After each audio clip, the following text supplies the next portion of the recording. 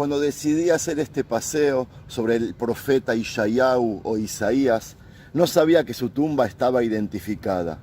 Y a pesar de la distancia, más de 200 kilómetros desde mi casa y su ubicación en un lugar medio peligroso, dentro de un campamento militar en la frontera con el Líbano, decidí viajar hasta la misma, buscarla y no parar hasta encontrarla. Este fue el recorrido que hice con mi vehículo esta mañana.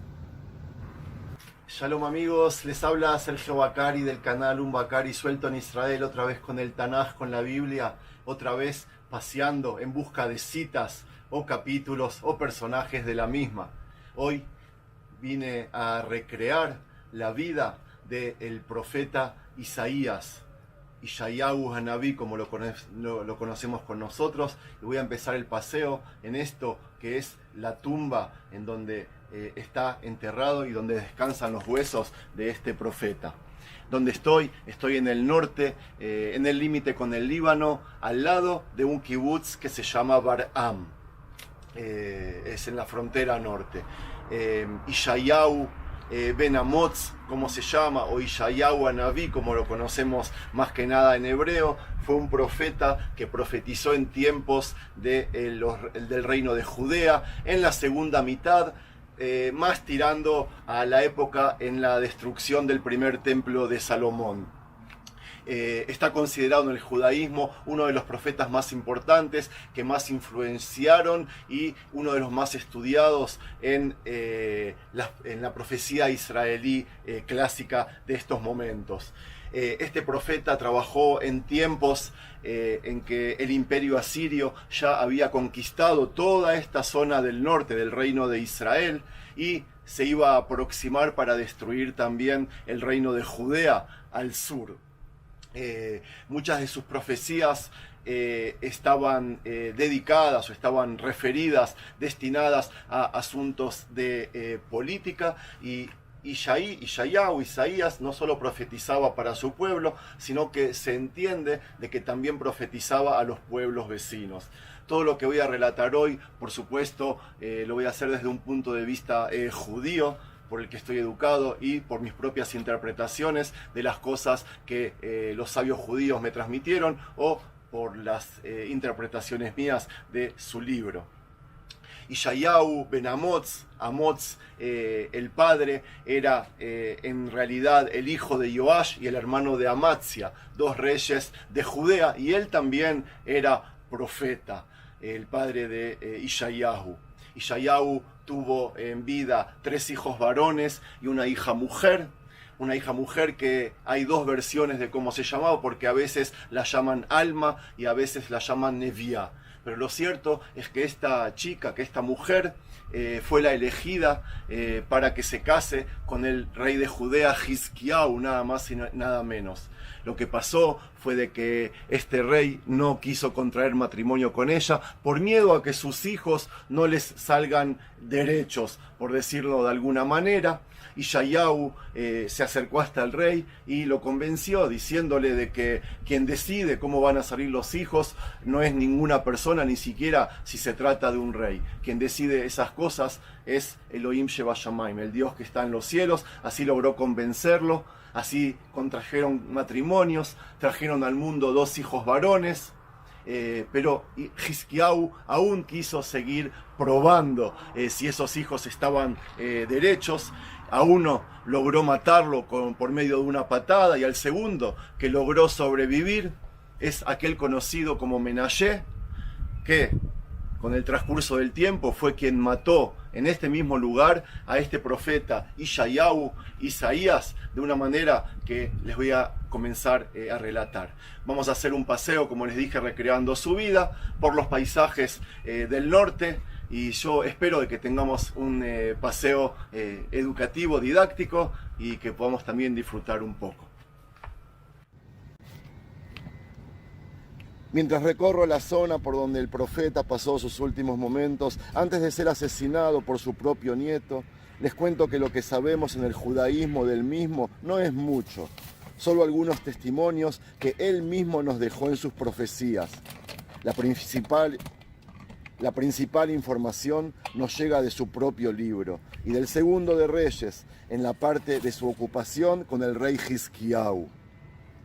De las profecías de Yeshayahu entendemos que tenía una esposa y por lo menos 3 hijos llamados simbólicamente, como en toda la Biblia, Sha'ar-Yishuv, Ameinuel y Maher Shalal Hashbaz. Lo que les conté sobre su hija mujer lo aprendí de la Gemara, es decir, de interpretaciones de sabios judíos. Mientras camino por aquí, les cuento que el significado de su nombre es la salvación de Dios. Y ella, o Yeshua, es salvación, y Ya vendría a ser Dios. Y como todo personaje bíblico, es un nombre que se le dio después de conocer su vida. El profeta nació y vivió en Jerusalén. ¿Cómo sabemos esto?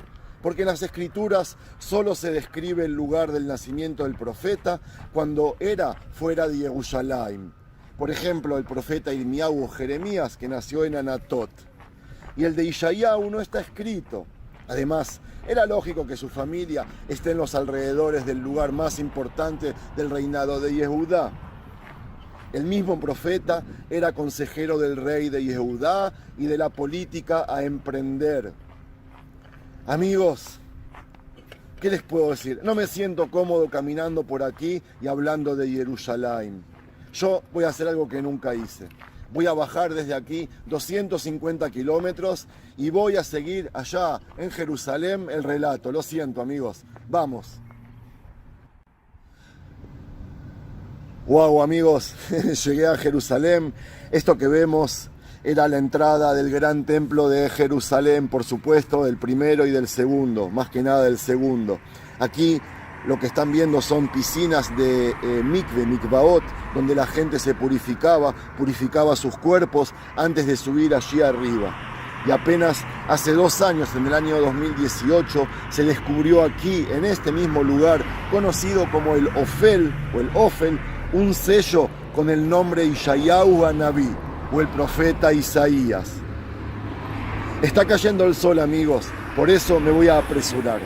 Desde aquí me siento más cómodo para contarles de su vida y no allí en el norte donde estaba esta mañana. En el medio tuve que ir también a trabajar porque los domingos es en Israel un día hábil. Lo que voy a hacer es rodear las murallas hasta llegar al Nahal Kidrón, al valle de Cedrón, y caminar por el mismo, viendo de un lado la ciudad vieja de Jerusalén, la parte este, y el monte de los olivos del otro lado. No me cabe dudas que el profeta hizo este camino un montón de veces, este que estoy haciendo ahora, no con vehículos en el medio, pero son las mismas huellas, los mismos pasos. La primera oración de su libro nos ayuda a entender que Yeshayahu profetizó durante 4 reyes: Uziyahu, Yotam, Ahaz y Hizkiyahu.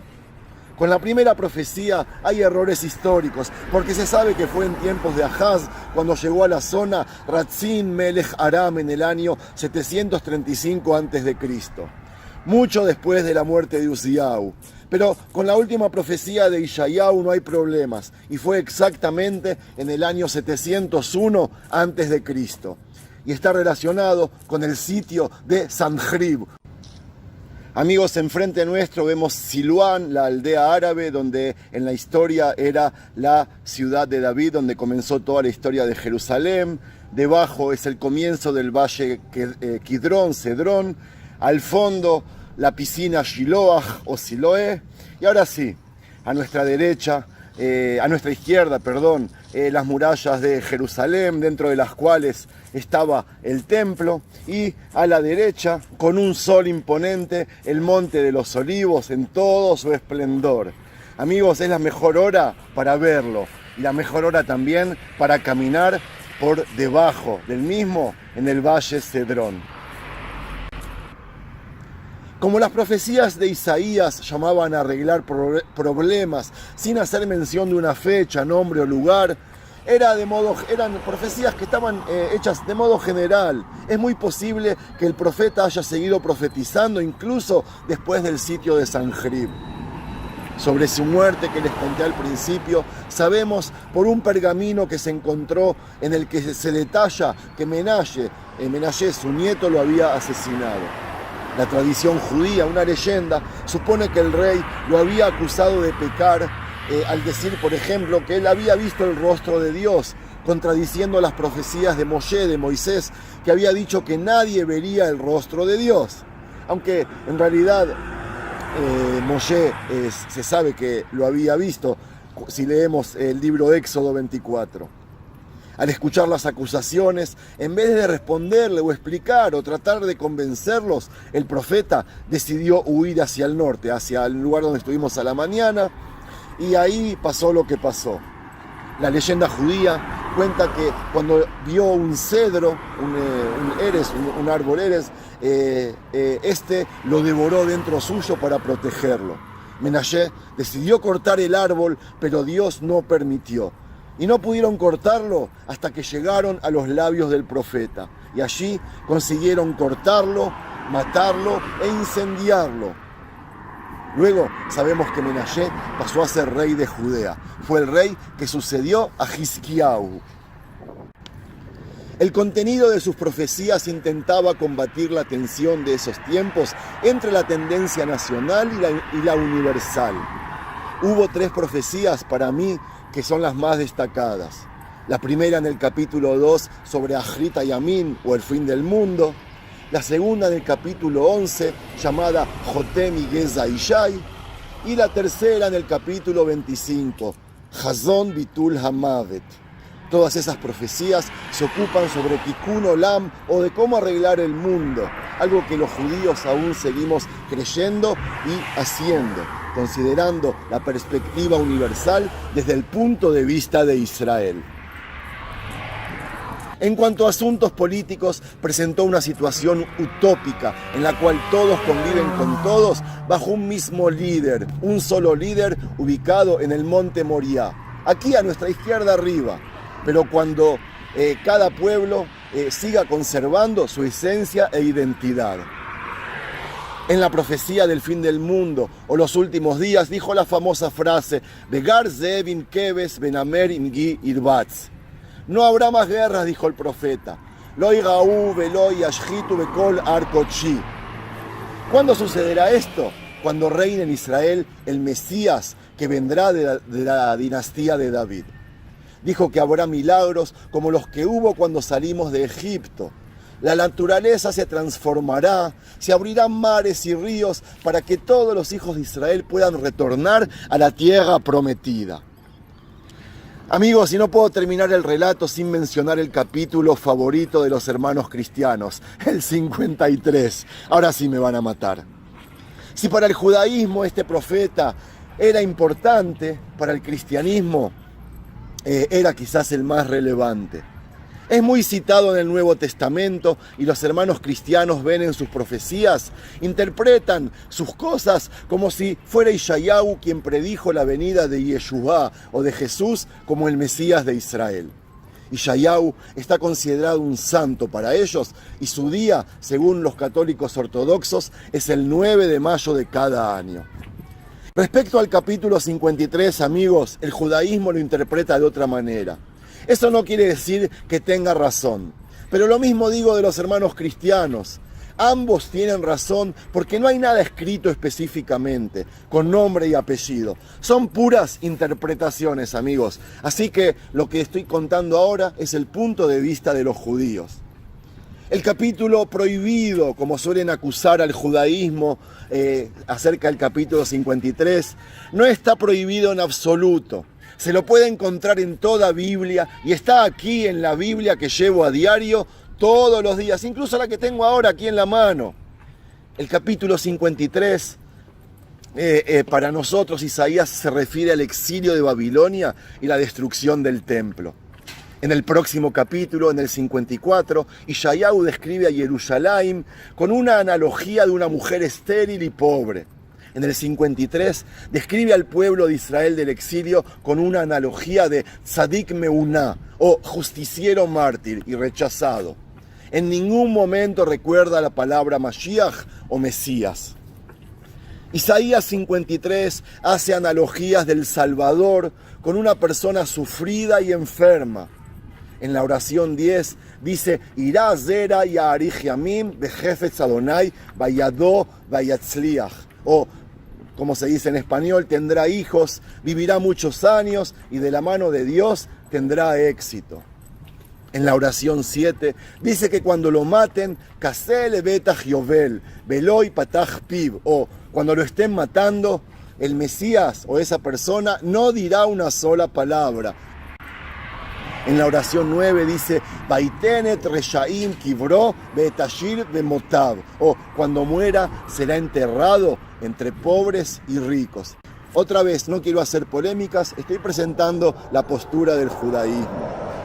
Yeshayahu, según el judaísmo, se refiere al exilio en el capítulo 53 y predice la redención de todo el pueblo de Israel en manos de Dios, de la salvación del resto de las naciones del mundo, y se refiere a una predicción que los judíos creyentes aún están esperando que se haga realidad.